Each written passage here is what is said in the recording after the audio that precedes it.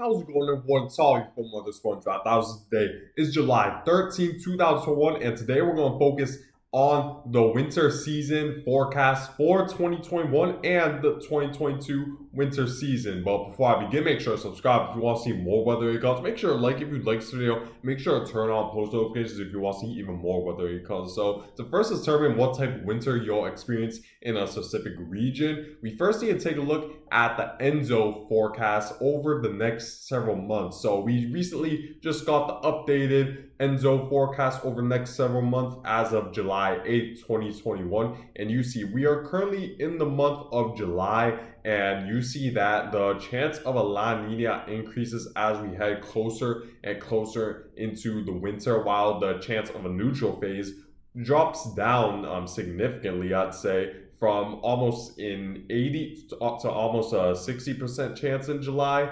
all the way down to only around 30%. So it seems like now it's becoming more likely during the early months of the winter, we're going to be in the La Nina phase and even extending further into the winter, while the chance of a La Nina does eventually go down in December, January, and February. It's still more likely than not we will experience a La Nina as of right now for December and January. But again, take this with a grain of salt because we're still over 6 months away from the months of January and February. So there's still a lot that could change with the sea surface temperatures in the equatorial Pacific region and as well as the forecast. So we need to take it with a grain of salt. However, I'd say it's more likely than not at this point that we're going to experience a La Nina, especially during the early winter, while a neutral phase could come back, I'd say, right around later during the winter, maybe during the month of February. So you might be asking what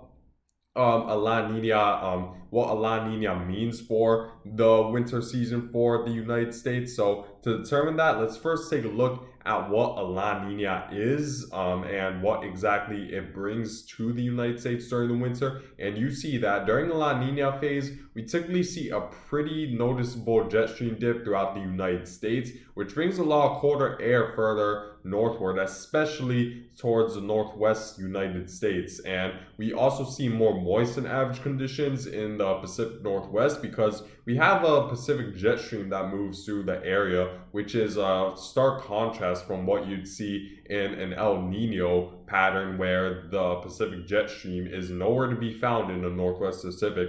And you see that it becomes more wet right around, I'd say, the Ohio River Valley, just south of the Great Lakes region. And since we're seeing a pretty noticeable jet stream dip, it's more common to see low pressure systems move into the northeast, so I'd expect more precipitation than not during a La Nina phase. During the northeast, it might definitely not be the case, but I'd say more cases than not, it's typically more moist than average in the northeast as a result of La Nina, and typically colder than average because during El Nino we see that polar jet stream stay well up to the north, so that cold air doesn't really dip down into the United States. But it's a stark contrast with the La Nina phase since we're seeing a pretty big jet stream dip and it allows a lot more cold air to move into the United States. However, outside of the northern United States, it's typically a lot drier than average in the southern United States and typically warmer than average as well as a result of drier than average conditions because of course when it's drier, more short wave radiation heats up the surface of the earth, and that really heats up temperatures in the southern United States. So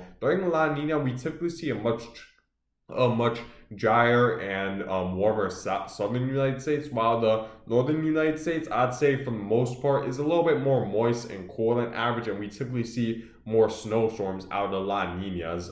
To compare it to the other patterns, such as a neutral pattern and the El Nino pattern, let's take a look at what ENSO neutral pattern is. And you see it isn't that much different from what you typically see with the La Nina pattern. So whether we experience a neutral pattern during the later winter months or La Nina, then I'd say for the most part the conditions won't drastically change because during a neutral pattern we still see that jet stream dip and we still see warmer than average conditions in the southern United States. We still see that variable Pacific jet stream moving through the Pacific Northwest. The only difference is that those moist conditions do move a little bit further southward into the southeast United States, which could mean that it'll be more wet than average if a neutral phase were to occur earlier than expected. However, the most likely scenario is a La Nina phase, and typically we see colder than average conditions in the northern United States and drier than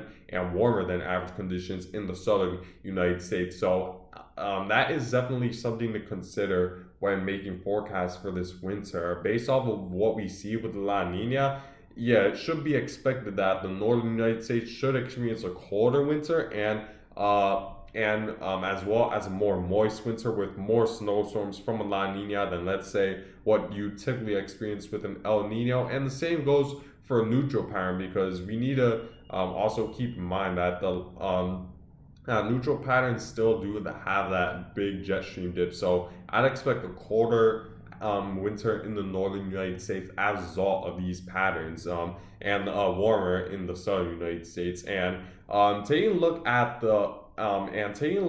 previous La Ninas in the past, you're gonna see that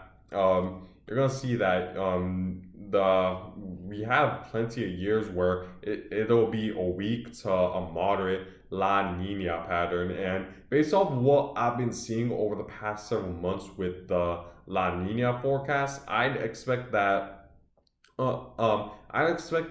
we will probably experience somewhere between a weak to a moderate La Nina, because as of right now, the sea surface temperatures in the equatorial Pacific region, more specifically the Nino 3.4 region, are neutral right now. And I think the chance that the sea surface temperatures in that region decrease significantly to the point where it'll be a strong La Nina for this winter is unlikely. I think the most likely scenario is either a weak La Nina or a moderate La Nina, and you see the list of years where we see a weak La Nina and a moderate La Nina. And I see a lot of winters here that have been quite strong for a lot of, at least in my area, for the Northeast. I don't know how it is in other areas, but for the Northeast, some of these years are quite strong, like 2020 and 2021. Like this winter was very strong for us in the Northeast, and even extending to the Midwest as well. 2018 was quite a strong winter, and even extending to 2017, we had another strong winter. So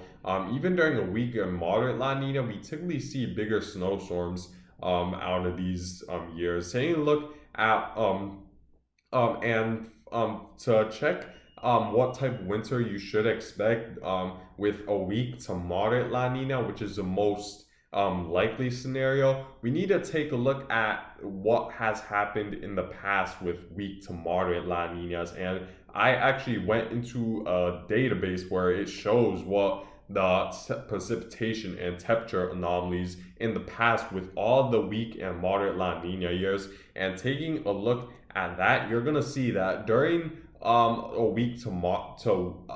during weak to moderate La Nina years, you see that most of the northern United States is much colder than average, which is expected from a La Nina, so no surprises there. But you see that especially in the northwestern United States to the upper Midwest states, it's much colder than average when we experience a weak to moderate La Nina, and this cold even extends to the Northeast as well. So typically you should expect pretty much colder than average conditions throughout the northern United States during a weak to moderate La Nina, and in the south the temperatures mainly remain around average, to only one area where it's above average when it comes to temperature, just south of New Orleans. However, it's mostly average for the southern United States during a weak to moderate La Nina, so that's definitely something to consider. And to take a look at the precipitation anomaly, I checked all these years the moderate to I checked the moderate to weak La Nina years and how they fared out over the years, and the average of all those years when it comes to precipitation anomaly.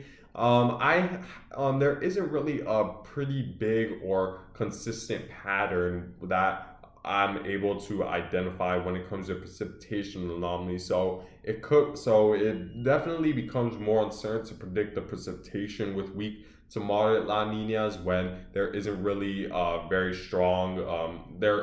strong sense of confidence when it comes to forecasting the precipitation anomaly based off of historical data. So as a result, it is a little bit more variable, but we will use a climatology model such as a CFS computer model to help us forecast what type of precipitation, how much precipitation you should expect in the United States. But you see that the data from the past doesn't really give us a very strong answer of what to expect when it comes to precipitation. We do see some areas in the southeastern United States where it is drier than average, at least small portions of it, but it isn't so much drier than average to where you could say with confidence that, oh, it's going to be so much drier than average in the southeast. And same goes for a lot of the Pacific Northwest, where there's only a small area where precipitation is expected to be higher than average. But hey, it's at least something to consider when making this forecast. Even the small details matter when making a winter forecast, because it's very difficult to forecast, especially when we're talking about 6 months in. So we certainly need to keep in mind of updates, but you see that there isn't really there isn't strong confidence that we're going to see either a very dry winter or a very moist winter for a lot of the United States. If we use climatology data, if we use data from the past, from years that had a weak to a moderate La Nina pattern. So to help us with that, we're gonna actually use the computer models such as a CFS model, which is a reliable climatology model, to help us determine the precipitation anomaly for a lot of the United States. And between the months of November, December, and into January 2022, you see that it's expected to be much more moist than average in the Ohio River Valley this year, which again isn't a surprise because that typically happens during a La Nina to a neutral pattern for the United States. And same goes for the Northwest Pacific, where we typically do see more moist than average conditions during a La Nina phase or a neutral phase. And you see we're seeing some portions of the southern United States drier than average. So I'd expect that. So pretty much I'd put more confidence that the La Nina phase will be correct based off of what the CFS model is saying, based off of just what historical data points to with weak to moderate La Ninas, where we typically do see a drier than average, warmer than average, a colder than average winter in the northern United States. So at this point, I'd expect it to be more moist than average in the Northeast and extending to the Ohio River Valley, thanks to a pretty big jet stream dip. And same goes for the Northwest Pacific, while drier than average, since we won't see pronounced subtropical jet moving through the southern United States. So that's certainly something to consider when making this forecast as well. In terms of the temperature anomaly over the next at least a 3 month average, you see that it's actually expected to be much warmer than average for the United States. However, I would put a grain of I will take this with a grain of salt, because it kind of contradicts what you typically see with the La Nina and neutral phases during the winter, even a moderate to weak La Nina phase. So I take this with a grain of salt. I do still expect it to be colder than average in the northern United States, but I still do agree that it's going to be warmer than average in the southern United States. So that's definitely something else we want to consider. Another thing we have to consider when making this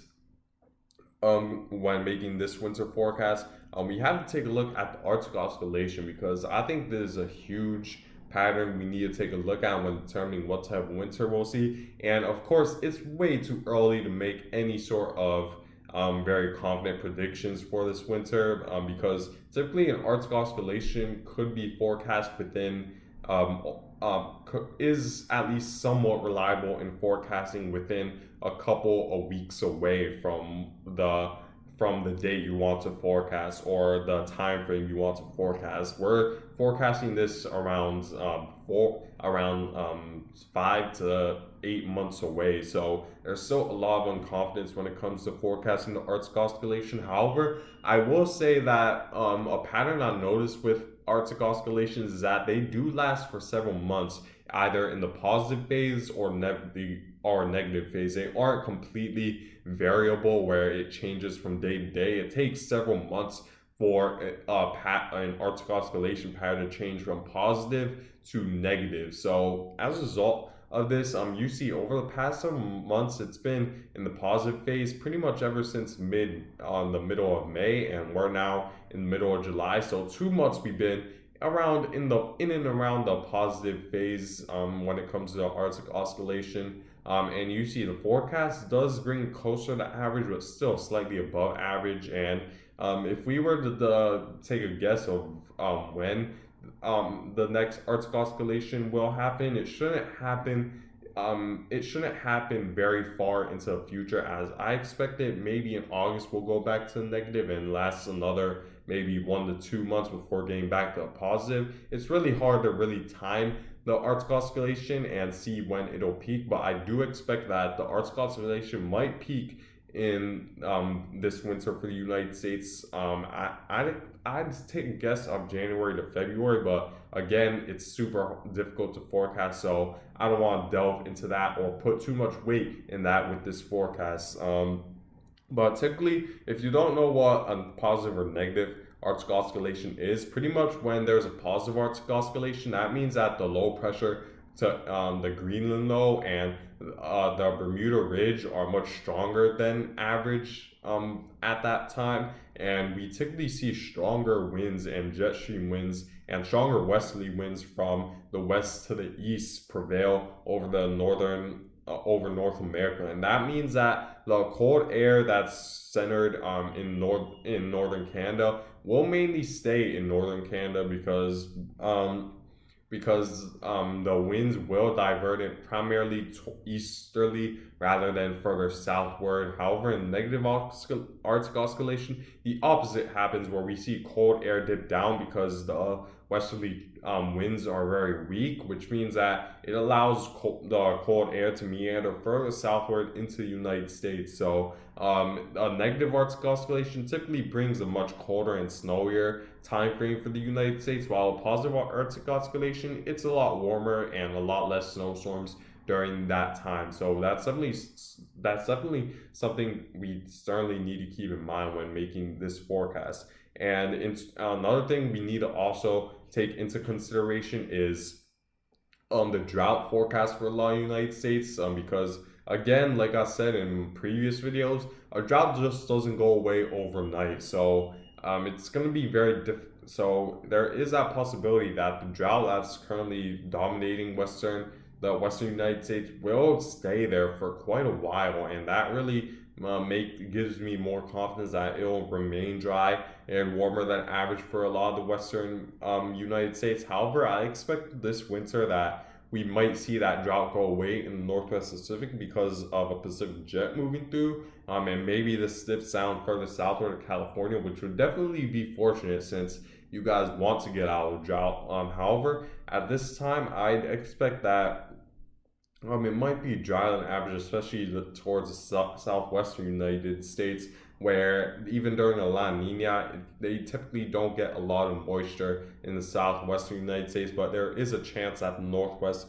Pacific will get some moisture from this Pacific jet stream. But since the drought doesn't go away very fast, I could definitely see the western United States being drier than average for this winter. Now, in terms of my entire forecast for the winter 2021 to 2022 season, I expect it to be extremely cold and snowy for a lot of the northern United States because, like I said before, that typically happens during weak to moderate La Nina phases, and typically during a La Nina we see a prevailing jet stream dip that brings a lot of cold air further southward and a lot of low pressure systems and clipper systems further southward.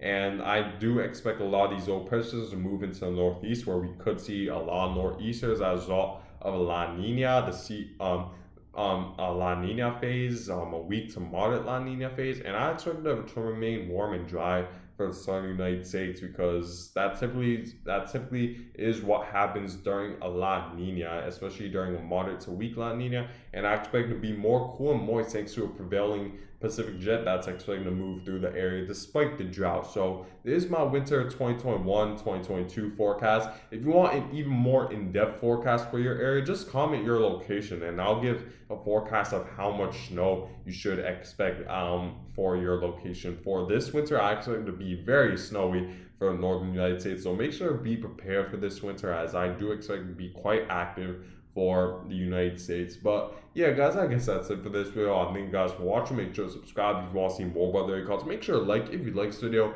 and make sure to turn on post notifications if you want to see more about the area culture. And I hope you guys have a good day.